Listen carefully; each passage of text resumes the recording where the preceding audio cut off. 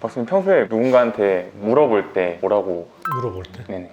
뒤를 어떻게 하냐고. 네네. 요로 할 때도 있고 나로 할 때도 있고. 박사님 이번에 해볼 컨텐츠는 댓글 읽기예요. 댓글 읽기인데 댓글 중에서 서칭을 할 거예요. 요 물음표. 그리고 10초 내에 대답을 해주셔야 됩니다. 알았어. 그럼 좀 짧게 해야 돼. 그래가지고 지금 하니까 132개가 그런 게 검색이 돼요. 네네 검색을 이렇게 돼서 이제 처음 질문부터 한번 가보겠습니다.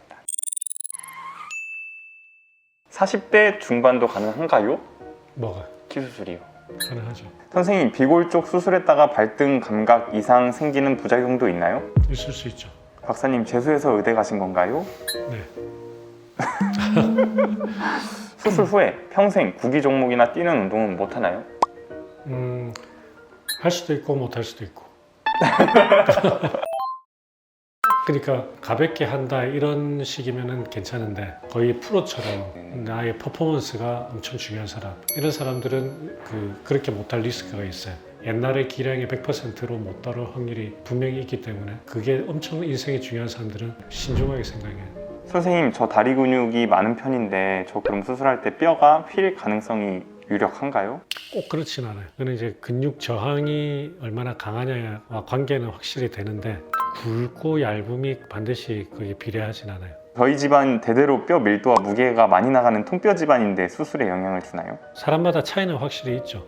뼈의 강도의 차이가. 통뼈 집안이라고 해도 수술하는 의사가 느끼는 통뼈하고도 다를 수도 있고 오늘 수술한 흰다리 수술한 분은 뼈의 강도가 진짜 너무나 지나치게 단단해가지고 그런 분들 오히려 수술할 때 더 힘들어요. 수술하는 사람이 힘들죠. 딱딱 소리는 매일 엄청 나는데 통증은 없어요. 나이는 13살인데 치료법은 없는 건가요? 무릎에서 나는 거면 겉으로 나는 딱딱 소리는 대부분 의미 없는 게 대부분인데 한번 확인은 해보는 게 좋고 의미 있는 소리인지 아닌지. 제가 15살이고요. X다리입니다. X다리 교정하는 방법을 인터넷에 찾아보니까 허리띠로 종아리 쪽을 조여주고 1시간 정도 있으라는데 효과가 있나요? 신민규인데 민규 씨 절대 그런 거 하면 안 돼요. 그런 힘은 다 어디로 가냐면 관절로 가기 때문에 안 좋아요. 50대도 수술이 가능한가요? 가능하고 이제 저한테 50대에 하신 분들도 계신데 50대 하면 힘들어요. 그러니까 이게 뼈보다는 근육이 스트레칭이 돼야 되는데 뻣뻣하잖아. 이미 나만 해도 뻣뻣하거든. 그 뻣뻣한 몸이 스트레칭 되는 것 자체가 이제 힘든 거죠. 근데 이제 박사님 여기다 댓글을 다셨어요. 가능하지만 재활의 여정이 힘들 수 있습니다. 말씀하신 그렇죠. 그 말이죠. 댓글 다신 거 기억나세요? 뒤에 이동훈 올림은 제가 직접 쓴 거고 그렇게 이제 의학적인 부분들은 저희 직원분이 저한테 이런 댓글이 있는데 어떻게 달까요? 하면 제가 이렇게 달아드리세요 하면 그렇게 다는 거예요. 박사님 목소리가 너무 좋아서 이제 자기 전에 듣습니다. 그래서 말인데 동화책 읽어주는 콘텐츠 가능하신가요? 와우. 할 수는 있겠는데 그냥 읽는 것만 할 수는 있고 할아버지 목소리를 흉내를 낸다든지 동물 소리 흉내낸다 이거는 힘들 것 같은데. 박사님 영상 찍으면서 현타 몇 번 왔나요? 현타? 엄청 왔죠. 옛날에 그 ASMR 그것도 하자고 해서 하긴 했는데 하고 나서 내가 계속 고민했었거든. 근데 요즘은 조금 이제 뭐 이렇게 나피디가 하자면 그냥 군말 없이 하잖아. 이 댓글이 달린 게 그 수술방 ASMR 편이었어요. 나 그때 엄청 수월하게 잘 하지 않았어? 네, 엄청 열심히 하시더라고요. 그렇고 보통은 뼈가 부러지고 붙이는 과정에서 더 단단해진다고 하는데 그걸 수십 번을 하면 그래도 과연 그게 유지가 될까요? 수십 번? 수십 번을 왜 하지? 뼈는 어쨌든 수술하기 전과 똑같아지는 거예요. 뭐 더 단단해질 이유도 없고 뭐 약하지도 않고 일단 형성되고 나면 똑같아요. 똑같고 이거는 뼈를 얼마나 잘 형성시키나의 싸움이고 이 수술을 하고 일상생활을 못하는 부작용은 의사 잘 만나면 걱정 안 해도 되는 부작용이에요. 박사님이 말씀하시는 의료사고라는 게 부작용을 말씀하시는 건가요? 아니죠. 의사가 결정적인 뭔가 사고를 쳐서 환자한테 피해를 입히는 그런 거죠. 우리가 부작용이라고 하면 부작용을 정의를 어떻게 하느냐에 따라 가지고 천차만별이거든. 통증도 부작용이거든. 그죠? 그래서 부작용이 전혀 없다 이거는 말도 안 되는 이야기예요. 부작용이라고 하는 거는 어떤 수술을 할 때 우리 목표가 요건데 이 목표를 얻기 위해 가는 과정에서 이 목표 말고 다른 어떤 현상이 나타나는 건 다 부작용이죠. 비아그라도 부작용으로 개발된 약품이잖아요. 근데 그게 실제로 먹나요? 먹겠지. 만약 사고로 골절이 된다면 골절된 김에 연장도 가능한가요?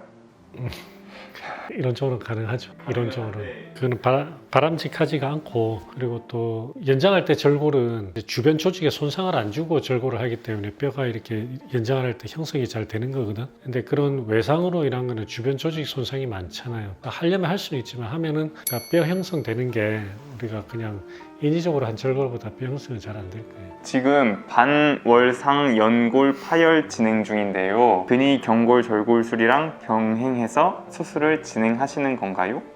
관절 내시경하고 그 절골술을 같이 하느냐 그 말씀. 같이 할 수 있죠.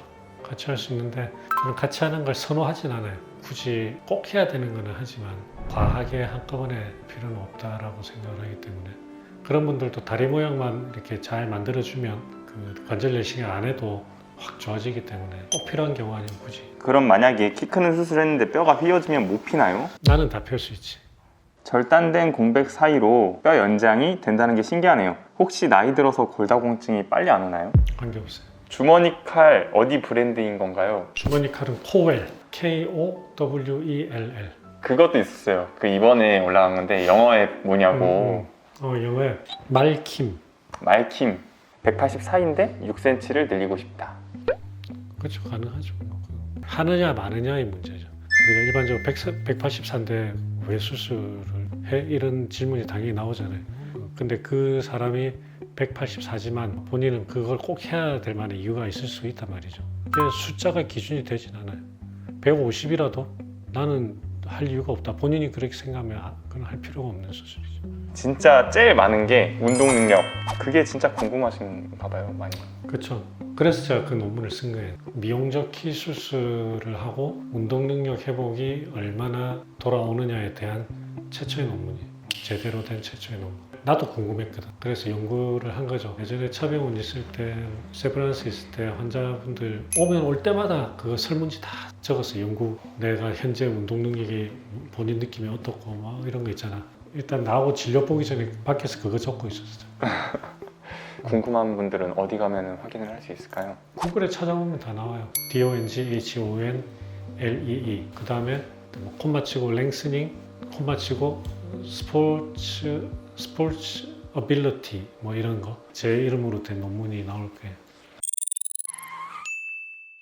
제가 그 일일이 댓글에 반응을 이제 못 해드려서 늘 죄송한 마음을 가지고 있습니다. 근데 오늘처럼 이렇게 댓글 읽기로 하면서 한 번에 이렇게 해결하는 시간을 종종 갖도록 할 테니까 궁금하신 거 있으면 언제든지 댓글로 이렇게 남겨주시면 감사하겠습니다. 사적인 댓글도. 사적인 거? 네. 이를테면 어떤 거? 프라이버시를 중요시 여기기 때문에